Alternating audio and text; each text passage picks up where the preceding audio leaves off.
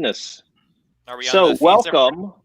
welcome to another episode of Wikipedia Weekly. Now we are here live on multiple platforms. You might be watching this on Facebook Live in the Wikipedia Weekly group. You might be watching us on YouTube live on the Wikipedia Weekly channel. You might be seeing us on Periscope via Twitter, or you might be seeing us on Twitch. So we're using a special system called StreamYard, which allows you to kind of have one studio here for three of us going out to all these different platforms in the world. And we're already seeing like 3 viewers. So welcome 3 viewers. If you type comments to us on your platform, we'll see that here. And we can actually show some of those comments on screen. And we'll hopefully have some of those examples as we go through it. So let's do some intro. So my name is Andrew Lee, also known as user Fuzzheado on English Wikipedia and Wikidata. And for some of you who might have listened to us way back in the day, Wikipedia Weekly was a podcast that started in 2006 and ran pretty much weekly for about 4 years. And then it started to be an occasional podcast at conferences and other events in the history of Wikipedia. But we're reviving it now because we think there's a critical need in the community for conversation and community building. And so we're really, with the COVID-19 crisis, really feeling this is a perfect time to try to bring this back in a way that fosters community conversation. So anyone who's out there, feel free to respond on Facebook, on Twitter, on YouTube, or any platform, and we'll see it here and we'll bring up some of the more interesting comments. So I want to introduce my other guest on this show, or my co-hosts here. Richard, why don't you introduce yourself? Hi, I'm Richard Nipel, user Pharos on various Wikimedia projects. Been active in sort of the GLAM space, education, and among helping to organize the U.S. community based in New York, and hopefully looking forward to contributing and opening this up for wider discussions and engagement of the community during this sort of critical time. Great. Jan. Yes, I'm a user on Swedish Wikipedia, on Wikidata and Wikimedia Commons. I was the executive director for Wikimedia Sweden for a couple of years. And right now I'm actually doing a podcast as well, Wikipedia podden in Swedish mostly, but you might have heard some special episodes in English. Great, yeah. And so Jan has really been doing the regular podcasting in our community, some content in English, some in Swedish, and it's been really great to see that. So again, for the folks who are just joining us, we are using a platform where we're going out to multiple platforms at once. And if you talk back to us, we'll bring up some of those comments. So we thought we could talk about some of the things going on, obviously COVID-19 and lots of things being canceled. In fact, as we're sitting here, as we're starting the broadcast, you probably, from our community, saw that the largest conference we have each year, Wikimania 2020, has been officially postponed. So if we bring up the email, I think from Catherine Maher, who's the executive director, you'll see that the conference has been postponed. And the plan right now is to have this conference hopefully in 2021 in Bangkok, because this year's canceled, or postponed, I should say. And then we see the email here says, decision was made with the full support of the East Southeast Asian Pacific host team and the Wikimedia committee. And the plan is to have Wikimania in Bangkok in 2021, but there's no guarantees of that either at this point. So what do you folks think, Richard or Jan? Well, it wasn't very surprising, but yeah, not much are these days. I think it makes, obviously it makes sense. It's the right thing to do, and I'm glad that that we're looking at giving the folks in the East and Southeast Asia community a chance to host it again next year. Looks like I really like that they brought together that team, but across the different chapters and user groups. And I know you've been in touch with them, Andrew, and that was a really positive initiative. And I hope we give them another shot. Yes. Yeah, you know, the thing is, there was already a correspondence from the Wikimedia Foundation to many of the folks in the movement saying that anything that was funded by Wikimedia Foundation funds but must be canceled. So the Wikimania was like the last one standing because it's technically not in the same grants program. So I think anyone who kind of was watching stuff knew this was inevitable. But now the question is, and there's no real answer yet, like what's happening instead. Yeah. And that's And the biggest question. Yeah, and the same goes for the Wikimedia Summit that was going to be in April already and was cancelled. Right. So that's also sort of a part of this information crisis, because how are we communicating if we cannot meet up and do all these workshops that we do? That's right. And one of the things that we're wrestling with all of our event, I mean, we're talking like dozens of pre-planned events in our movement pretty much canceled in one fell swoop. So one of the things that we have tried to, I think, organize is a group of Wikimedians to talk about what do we do now remotely or online to make up for this. So if you are a Wikimedia editor right now, if you go to the Meta site, so for those who are new, meta.wikimedia.org is where we kind of talk about issues that transcend language and specific projects to kind of big picture ideas and things. There is a page called Wiki Project Remote Event Participation. So I think if we screen share this, it should show up on the screen here. And this has been useful to try to share information about different platforms and approaches to replacing or trying to make up for the fact that we're not doing in real life events. Can you folks see that on the screen there? Yeah. Okay, great. Sorry, Rich, I'm going to bring you in and out there. So this is an example of what you'll see on the page. We're trying to test a bunch of platforms, whether they are commercial or open source packages. And this is something that does take some time to figure out how to do these events online in a way that tries to approximate what you can do in real life. So Jan was actually instrumental in the last Wikimania and bringing video to the masses from that conference. What is your feeling about what do we do now that Wikimania is no longer an in real life event? What are some of the options that we have? Yeah, that's a very tricky question, because it's also, even when we were doing it, like, how do we think about remote? Is it a one way only, or do we want remote be able to participate? And right. will they do it on an equal footing, or just like, I can send a comment or something like that? Like, we have been using Etherpads for a long time, but for it to make sense for someone remotely, like, you almost need to be in the room. Right. So it's, yeah. So we need to figure out not only tools, but also processes. Right. Yeah, and I think it's both Wikimania and the Wikimedia Summit, which I think is also, like, perhaps is somewhat more critical, because it is very much based on two-way communication, and we have all this strategy stuff going on, we have this branding stuff going on, and a lot of this stuff is theoretically coming to a halt at this moment, and it's not such an opportune time for that.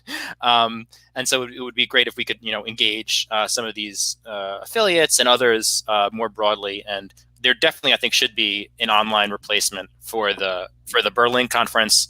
I'm not sure about Wikimania. I mean, it would be great to have it, but I'm not sure how practical it is. Maybe it'd be more broadcast model. I mean, that could work, and it depends on what the situation is and later. Right, and that's something. The one of the biggest decisions is: do you just try to replicate the in-person event with the same type of track system and everything that you do, or are you going to try to do something that's a little bit different? It's not clear, right? And those are big decisions you have to make. In general, I think trying to replicate like a 7-8 track conference online is a pretty tough thing to do, and you're probably better off trying to do something different that's unique for that platform. And it was very difficult just this Wikimania when we have this 15 parallel tracks in Stockholm. Right. Just sending it one way was it's very difficult. And it's mostly a question in that case of having enough volunteers actually manning the equipment. We have a YouTube URL for our stream now. I think we do. Some people are having trouble reading the viewing the Facebook feed. So we're going to post that comment there. Right. Heather, yeah, I see some comments there, and we do have a URL. Let's see if we can put it up there. I guess the YouTube one might be the most useful. I don't know. Worldly accessible.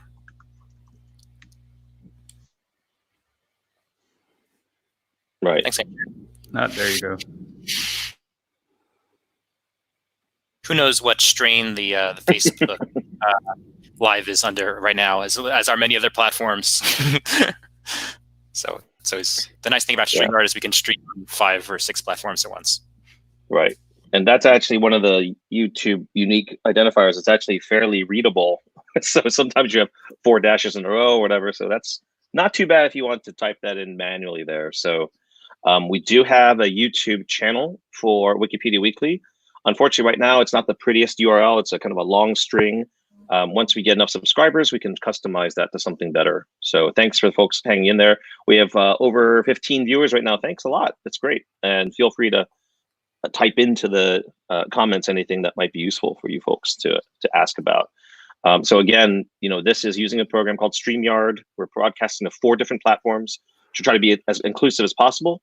All of these are commercial platforms, so we are looking into how do we get this kind of content to folks who are not fans of Facebook or YouTube or Twitter, and that's always been a challenge for a lot of these things. But one option for a lot of these conferences is to use a tool like this. It really is more like one-to-many, like kind of a lecture style, but you actually do have feedback where people can type back in and have some kind of mediated conversation in the community. So part of rekindling this podcast is also to test out some of these tools. And would these types of interaction be useful for making up for face-to-face interaction? I'm sure that most people in our community are madly experimenting with Zoom and Google Hangouts to try to, interact with other folks in the community to make up for a lot of these things. So, yeah, good. And I think we can also ask for help immediately here, because this platform is capable of streaming to RMTP. So if someone knows how to set up a server so we could have this at wikipediaweekly.org and just direct this feed to that place so anyone could watch without being tracked, that would be super nice. Right. And we also have another Telegram group that is associated with the attempt to try to find better alternatives online. And this one is called Crow. So maybe Richard, you can tell us a little bit about Crow. Yeah, Crow is a sort of emergent group. It stands for Conference Remote Options for Wikimedians, or perhaps collaborative options or community options. The idea is that we are in a bit of a strategic moment, more broadly, in terms of a lot of us will have some cognitive surplus over the next few months, probably not forever, and it makes sense to find ways that we can connect more, especially as we're not able to connect as much in person. A lot of us have like local chapters or meetups or things like that, or people, with the Wikimedia Foundation, people work in the office. But the idea is that we want to find some new mechanisms of connecting, whether video or other audiovisual or text methods, and hopefully we can talk about that together as a group and launch some community projects, and hopefully the Wikipedia Weekly network, as it's been rechristened, can help be a flagship for that and help support all sorts of community media efforts. Right. And what does CROW stand for again? Conference Remote Options for Wikimedians. Right. And I'm going to put a link to that in the comments. Hopefully folks can see that, because it is, again, a long string. And I think we can show it on screen. There we are. Great. So there is the CROW Telegram group. And that is actually, a group that has more than 80 some folks right now, and includes, as Jan said, folks doing planning for Wikimedia Summit. For folks who don't know, that's kind of I wouldn't quite say invite only, but it's a restricted set of folks who talk about kind of the future of the Wikimedia movement. And they usually gather in Berlin. That was one of the first conferences to be canceled under the COVID-19 watch. These days, you just expect everything to be canceled, but it was a pretty big deal for that to be canceled. And one of the big things at that conference was to talk about the 2030 strategy, which has been our long-term project for this community. So Richard, speaking of strategy, we can talk a little bit about what this whole network is about. And you've been the strategy master. If people don't know, Richard is a wonk about a lot of the strategy stuff. And he's read how long of a book? I read a 600-page book to get up on my strategy in terms of the 2030 thing, and also looking at the broad history of strategy. This is kind of a great book. It's got the history of military strategy, political strategy, including revolutionary strategy, and also business and corporate strategy. So it covers all of them, which is really neat. And it's a nice history. And I found a lot of the historical aspects are relevant more broadly. And I guess one thesis that has come from this is that of the information crisis that we're in now, and I think that Wikipedia started with. So Wikipedia started in 2001. It didn't get as much traction, the first few months, but it really got attraction and attention after 9/11. And I think 9/11 is one of the reasons why Wikipedia caught on when a lot of similar projects that used somewhat similar technology beforehand did not. It's because people were looking for broader perspectives on the world. A lot of people in the Western world were learning about parts of the world and cultures that they were not familiar with. And I think that informed a lot of the ethos of Wikipedia. And it emerged as sort of a counter propaganda effort in terms of trying to inform the world more widely about itself. And I also think even that's informed a lot of the little aspects of Wikipedia. Like we have the 5 pillars, which obviously were somewhat inspired by the 5 pillars of Islam. And I think that's because people wanted to learn more about the world and they wanted to become more informed and to, understand things on a broader level and not get, this, this propaganda or just simplistic understandings. And I think, Wikipedia reflects that world nostalgia. We had, a lot of the original ideas for the World Encyclopedia, like H.G. Wells, posited that there would be a world state that would impose an encyclopedia on the world. So Wikipedia is a very different model. It's that we have an increasingly fractured information world, and Wikipedia helps keep it ordered a little bit, or keep it helps it understand itself a little bit more. So I think Wikipedia is useful strategically there, and I think we're in another strategic moment now. Obviously, there are a lot of issues with misinformation around the coronavirus. There are issues of health. There are issues of xenophobia. There are issues of what we should do in our everyday lives, of what should be closed down and how things should be closed down, and things that we should have moratoriums on, and what government policy should be pursued. There are a dozen different countries that have completely different policies, and we're all going to find out which ones work and which ones don't. And we will probably be better off if we learn from the ones that do work. So that would be helpful. And I do think it would be great if we could help increase the information about the coronavirus crisis on Wikipedia. And I think that will, possibly inform the world better, because people will come to our websites and read about this topic, just as they did about issues related to 9/11 and stuff like that. So I do think it's a strategic moment, and I do think we should embrace it. We do have a mission statement for the which I sort of helped with for the Wikipedia Weekly Network, and I might want to just share that now.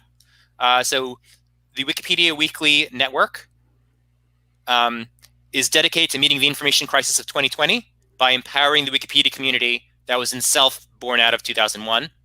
We believe human voices are essential to bridging this social challenge, and we are all coming together now in a global teach-in to share our skill, our experience, our connection across the world's free knowledge movement.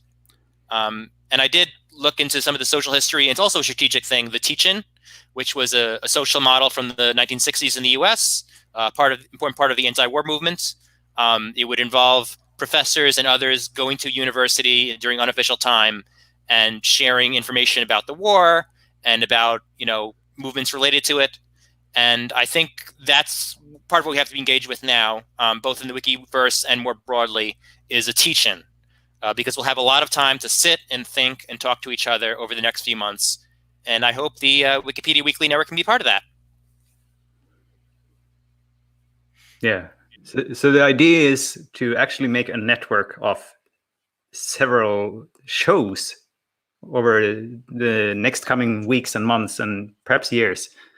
So that it's not only us here talking, but we will have on more shows, and I will see if I can get on my Wikipedia podcast as well on here.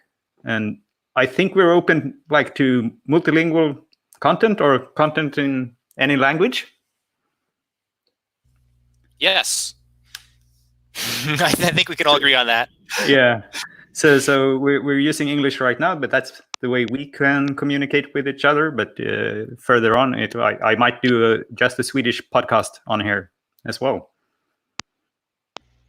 Yeah, hopefully. Yeah, I think we want to be hyper inclusive about cultures and languages and ways that have always been tough for this community to do, and that's perfectly perfectly acceptable to do that. I think that's a great thing that we could try to further. As Richard said, one of the interesting things about this point in time is I'm a Wikipedia historian, and I didn't even think about that connection until Richard said, the Wikipedia was kind of born in crisis in 2001, and here we are with Wikipedia serving a major role in this time of crisis. If you read some of the Wired pieces about how Wikipedia is trying to ferret truth and fiction in all this reporting. So I think great observation from Richard on that. And this is the right time to kind of revive this idea of, can we keep the community in touch with each other through something that, and if you look in the document that we show here, something akin to what we see like public television or community television, people putting on their programming and finding ways to connect that, that hopefully we can provide the infrastructure for, because doing this seems pretty intimidating with screens and screen sharing and all these labels, but it's actually not that hard. If we can provide some of the infrastructure, and all we need to do is come with good programming and the ideas, I think we can try to make interesting things happen with that. Yeah, it's a very user-friendly interface, this tool. Yeah, so it gives us lots of opportunities to be in up to 6 people. So you could have 6 talking heads here, a screen share. It works in a browser. You don't need powerful hardware for this. So StreamYard, the tool we're using here for folks coming late, has been very popular with a lot of podcasters and broadcasters saying, should I go to Facebook? Should I go to YouTube? Should I do? And it's like, why choose? Just go all 5 platforms at the same time. So hopefully folks are seeing us on multiple platforms at the same time there. And so some of the things that we have in store going forward are, just sitting down with really knowledgeable editors about certain domains. Like one of the things we want to do is let's deep dive into some of the coronavirus articles. We'll give you a little taste of that today, talking just about how coronavirus is being covered across different editions of Wikipedia, which is quite fascinating on its own. But we'd love to see people demo cool projects they're doing. Here's what we're doing with Wikidata. Here's what I'm doing with this museum. Here's how I edit. Here's how I do citations. I know people who don't use visual editor and do crazy citations, crazy good citations. I'm like, I'm fascinated how you do that because I couldn't do that. So it's almost like show and tell. And this is just an amazing platform for that.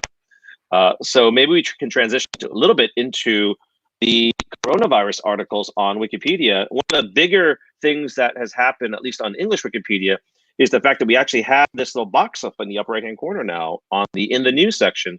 And that's kind of astonishing because the in the news box really hasn't changed for years. Richard, you may know better than I do, but yeah, it's really oh my God. Amazing. It's kind of conservative and people don't want to change that box. So there was a talk page discussion, and now we suddenly have, which I think is great, this kind of one-stop shopping for coronavirus content. I think a number of other encyclopedia editions have saw this and mimicked that. Jan, maybe you can talk a little bit about what you see in the front pages of Wikipedia editions that you pay attention to, whether it's Swedish or other European languages. How have they adjusted to the coronavirus? Yeah, so this is very different from the Swedish Wikipedia. We don't have this box, and it's also interesting to see just of what kind of articles you have there. So right now on Swedish Wikipedia, we do have one on the coronavirus pandemic, but we do not have one on COVID-19. We do the next one we have is the virus. So I guess it might be a little bit up if you go up a little bit. No, and down. Hard to find. Yes, there you have it. Oh, yes. there we are. So there you have it. There. Yep. Yeah. And you have it twice even then. So that was interesting. Right. So what I found quite interesting was when I work a lot with Wikidata, and when you look at the Wikidata item for coronavirus disease, you suddenly say, wait a minute, not every language edition does it this way. So there are 3 main articles, at least in English Wikipedia. There's the virus, the disease, and then the implications of that disease, which is like the 2019-2020 outbreak. So it's interesting why some editions have those 3 articles and break them out, and others are just like, no, we're just only going to break out 2. Right? Yeah, but I guess the interesting part there is also like this is a shifting thing, and it has been on English Wikipedia as well. New articles arise and merge into other or split up. So in Swedish right now we have one for the global pandemic, and then we have for the outbreak in Europe. And now we're discussing: do we want to go down to country level, or are we keeping the Europe, or is it redundant if we do that? So yeah. And on English Wikipedia, we have countries and we have U.S. states, and possibly we'll have even more local things later. I think that's a good thing. I think people are looking for information like what is closed down in New Jersey? What are the rules about quarantine that I have to follow? I mean, that's like news you can use.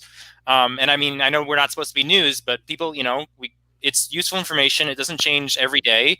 And, it's something that people can actually use and further their lives.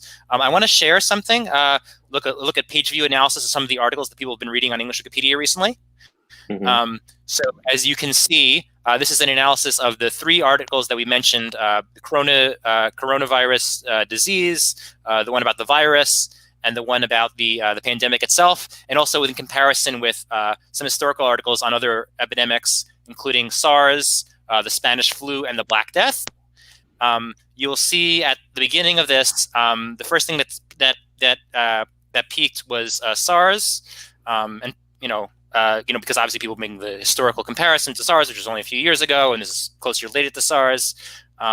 Now you do see, the Spanish flu has gone up recently, as have some of the disease-related articles. One of the positive things I notice is that the most relevant article is the top one. So 2019-2020 coronavirus pandemic, which is the one that most people are actually interested in reading. It's not the one about the virus. It's not about the particular, it's not the medical description of disease. It's about how is the pandemic actually progressing. That is the most relevant one to the average reader. And so whatever is happening is right that it's been surfaced to the top. Yeah, that's really neat. And then one thing that's kind of confusing is that the name of these articles have really shifted over time. Remember, COVID-19 is a relatively recent name for the virus, or the So this graph is going to be all wrong because the names have all changed. So this tool doesn't play well with name changes. So take that as a big caveat. Yeah, and since I think we have a lot of our dedicated community members who are watching, it's like, if you know of a tool that can accurately track the renames and renames of those renames over time and accurately do this graph, I want to know about it, because I don't know of a good way to do this. You need to do a lot of sleuthing into log files and to manually do it. Jan, look like you agree with me. Yeah, it's a mess, and I guess it's even more a mess this time because sometimes Wikipedians come up with better names, but this time the disease actually changed names or had official names given late. Right. So it makes life hard for us as Wikipedians. Yeah, it's hard to figure out the stats. And I remember someone had asked, like a librarian had asked, oh, I want to show my students how the articles changed over time, and how come I'm not seeing the bump? I'm like, oh, well, that's because you need to type in these 12 names, because the names have changed that much over time. And you saw all these kind of curves intersecting and going up and down and everything. That's fascinating to see, but hard to track in one shot. Yeah, and it's probably one of the factors that they were thinking of when they named the disease is how are people going to find it on search engines? How is it going to be named on Wikipedia and similar places? And that's probably entering into the conversation nowadays, I would think. And they did try to choose a sort of unique name for that purpose, because it wouldn't be confused with other things. They didn't call it SARS-2 like the virus. Right. Yeah, I remember when I first saw it and I said, SARS. No. Someone made the wrong link. And then you actually read it and go, oh, it technically is SARS-2, but we don't think of SARS as the coronavirus in general, right? So we have an interesting comment from Rob saying, you think that's bad? I'm old enough to remember cut and paste page moves. Oh, yes. Oh, yes. Yeah, if you have a cut and paste, like, I don't want to say wrong. Yeah, it's wrong. It's a bad page move in the middle by just copying and pasting. Then things can really get thrown into a spin. So yeah, that is not easy to do when you try to track those things. So yeah, any other things related to the coronavirus disease here that that's interesting in terms of the page here? I mean, this is pretty amazing how extensive the page is on. Do you want to share it again? Here. Yes. Yeah. So there's a hugely long page. You've got, this, which is like a scroll within a scroll here. So this is like really intense for those folks who are kind of new to Wikipedia. Believe it or not, there is a big, there's a lot of wars around whether flags should be in these tables or not. Don't ask me why. That's a big deal, but a lot of people like debating that. Diagrams, pretty amazing. The kind of content you're seeing in this video here, just giving you kind of a basic overview of the pandemic phenomenon. You see, it's in the coronavirus disease article is in 90 languages. Wow. Starting with Anglo-Saxon, oddly enough. I'm not sure that's super relevant, but it gives you an idea of sort of which Wikipedias are active and being maintained by people looking to add things about the news. Right. So for folks new to this, it's over here on the left-hand side. These are all the languages that you'll see where it's available. And then, as Richard said, you have kind of breakout articles for a lot of these things, like national responses, and then in mainland China, in Italy, all those, they're broken out, at least in English Wikipedia. So this is a very long article. I don't know. I want to have it. I guess how many references are in this article? Always a fun game. I'm gonna guess at 400. 400. That's a good guess. What do you think, Richard? I had 250. 250, 400, 250. Sounds like the price is right here. It is 645. Oh. Some of those are probably. That's actually one of the highest numbers I've seen. I can't remember anything really above 400 something before. That's a lot. So yeah. So Douglas says, yeah, Afrikaans has got two COVID-19 articles. Yeah. Go ahead. Yeah, I was in an editathon the other day, and we were trying out the translation tool. And the person was translating an article with 220 references, and that broke down. So I guess this one would be very hard. Yeah. And it's one of the articles that should probably be translated. I mean, a lot of the stuff is, is like medical literature, which is usually in English. And a lot of this stuff should be translated. If the translation software breaks because of, because too many references, that's probably a problem. Yes. And something that might be interesting to folks, this is always weird when you're like demoing with PDF out of a personal account. All these weird things that are not part of a vanilla Wikipedia account. So if you notice that next to these references are some icons. So this is part of a project that was made to put some kind of visual indicator to whether these sources are like news articles or journal articles or blogs. So that's kind of a cool project that was done out of the Credibility Coalition. It's kind of neat. So this is done by Kevin Payravi, so you can see, what kinds of sites these are, and it's a nice little enhancement to give you an idea of, overall what kind of sources you're looking at. And, wow, look at this one. What is that one? Oh, Worldometer. So this must be stats. So you've got all these different references to the stats there. And the version, which looks really nice there too. So yeah, this is pretty intense article here. I wonder if there have been any arguments about it. I'm sure there have been, but yeah. Well, for folks who aren't familiar with Wikipedia, here's your talk page. This is kind of the behind the scenes, literally behind the scenes view of what's going on here. Already 20 archives of discussions on this topic. 20 archives. Yes. That's crazy. That's a lot of archives. So for folks who don't know, like after a talk page gets certain size, a bot comes and archives the discussions. So for an article this new to have 20 pages of archives is pretty intense.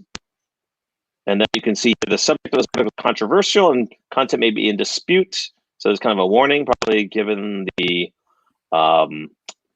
past here. Now, this is interesting. Is written in British English, so this is an interesting quirk of English Wikipedia. It's kind of like you want to adopt either American English or British English or some kind of English, but you should be consistent. There's no like golden rule as to what is the English, version that it should be. Here's some interesting logs of like someone tried to put this up for deletion, which is kind of weird. And then someone put it up for featured article candidate and was not promoted. So I guess it wasn't good enough at the time. And some other things here you can see. Oh my goodness, look at this. This is a log of all the discussion about whether it should be moved to different names. Wow. So this is exactly what we were talking about before. Look at all these different WHO was arguing about, and this is why they created their own consensus so we could have one we could be settled on. Yeah. And I think this sums up exactly my opinion from Douglas. Far too busy an article for me to get involved in. You got some really dedicated folks editing this article here.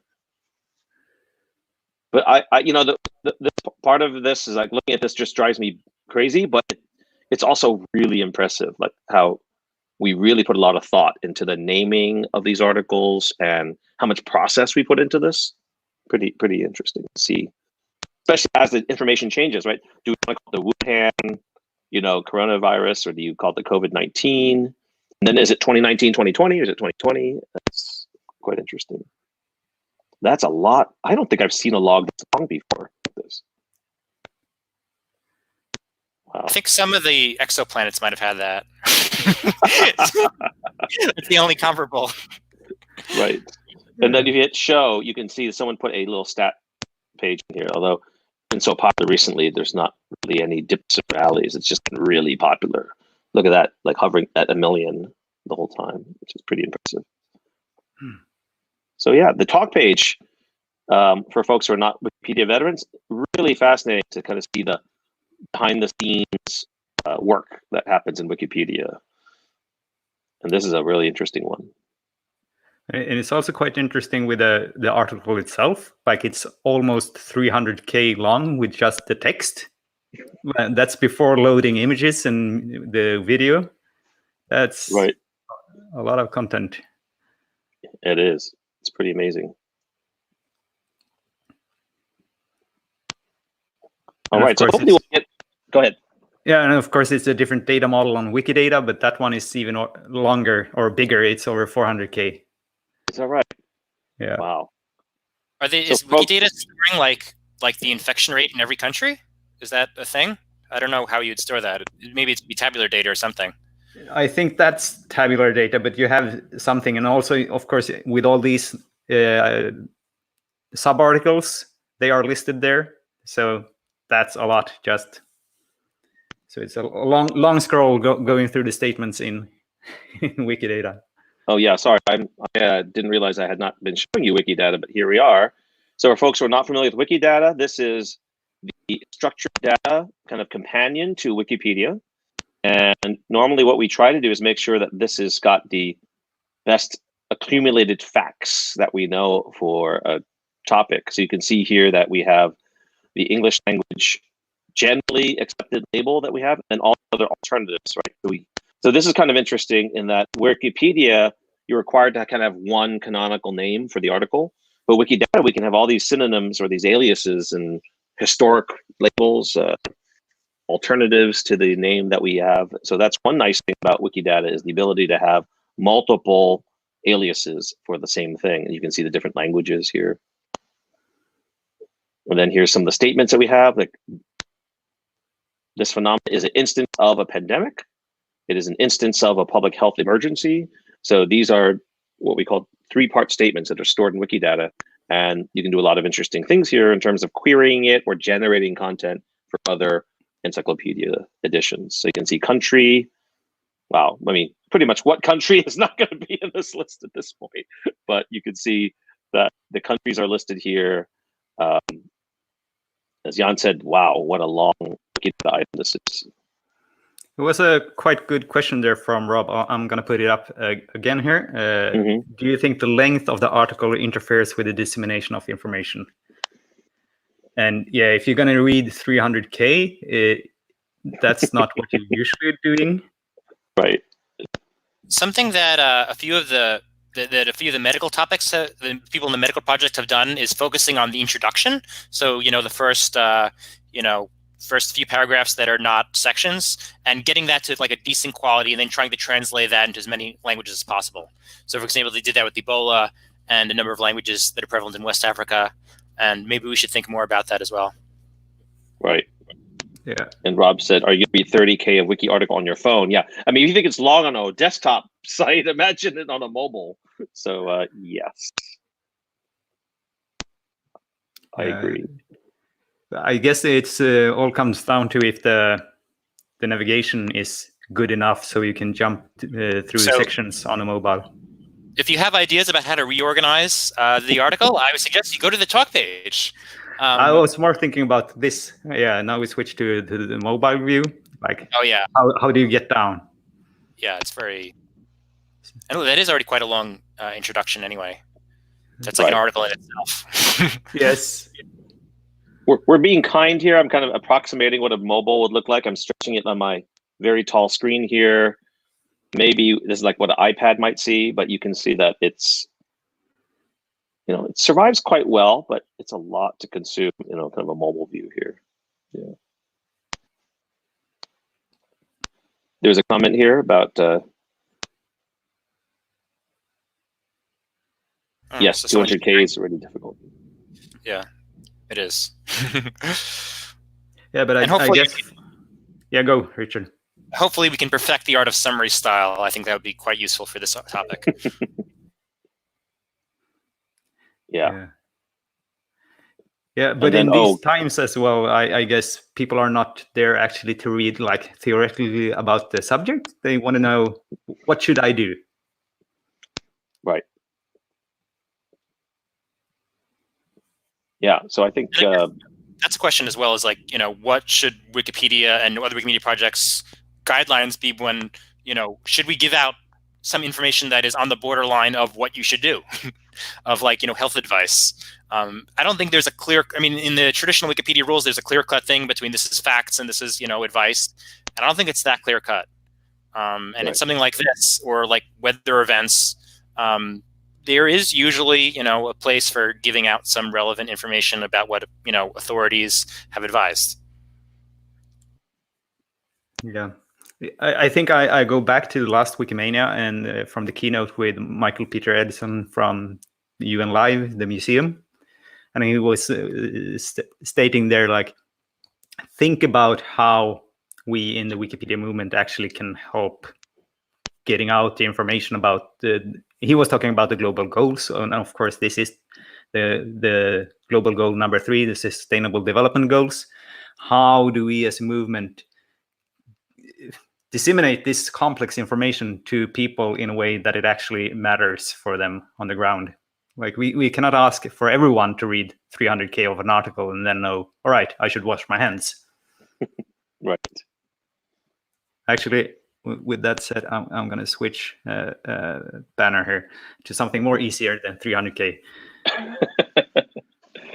Yes, so that actually is probably the right time to start wrapping it up. We don't want to overstay our welcome, but this has been the first podcast back for Wikipedia Weekly, and now the extended network for folks coming late. The idea here is to rekindle the Wikipedia Weekly podcast, but in a expanded way, to be more inclusive, to bring in lots of different types of programming, especially now with so many folks working from home and for so many in real life interactions for the Wikimedia community now canceled.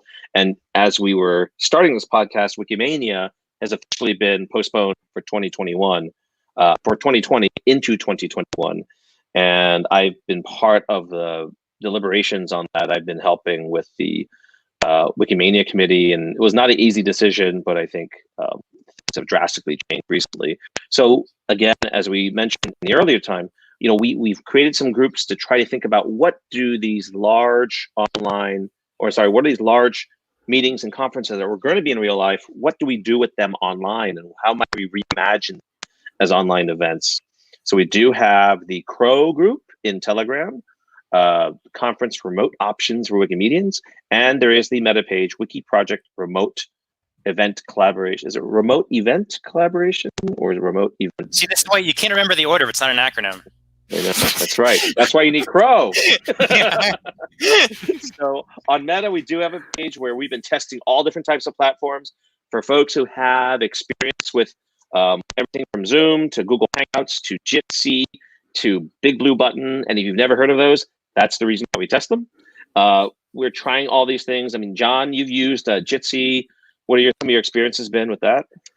So when it works, it's really good. Like, it's super easy to get into it. It's just a web interface and a URL, and if it works, it works. But unfortunately, it seems they have some troubles with their servers, especially these days. But as it happens, today I was in a 15 people hangout and everything worked.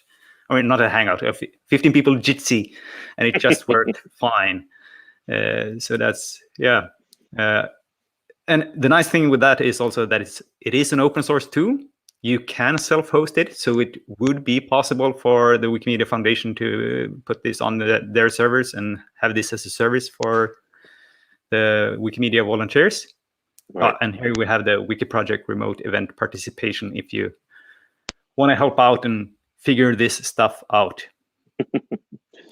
Yes, so we definitely welcome your experiences. We're trying to figure out with all these tools here, things that work and things that don't work, and then also different concepts for what it might look like to do these events online. And this is the beginning of a whole conversation and hopefully an iterative process, an inclusive process where we invite folks to come up with ideas of what we could do with this podcast, right? Whether it's just demoing things, sharing experiences, fun stuff. Maybe we can play the Wikidata game together live and see how many things we can label or add fictions to Wikidata items. Or I go on about and edit food items on Wikidata. That's right. Oh, yeah. Jan was had a food game. We could have a wiki cooking show. That could be a real hit. So please, add your comments, add your ideas. I think this is a strategic moment, and hopefully everyone can be involved, whether it's to the Meta page for the Wikipedia Weekly Network, or to the Facebook group, or to anywhere else. Please add your comments, your ideas for programs and for segments, and your feedback on how we did today. Thanks. From me. Yes, anyway. Thanks a lot. And we're going to leave you this page. Leave you this last page to glance at real quick. Oops, there we go. And please feel free to sign up and add your ideas there. Otherwise, we are going to try this job here. Ooh, there we go. Thanks for sticking with us. These are all available today on Facebook, on YouTube, on Periscope, and tell your folks about it. And hopefully this provides a little bit of community in this time of COVID-19. Thanks, everyone. Thanks.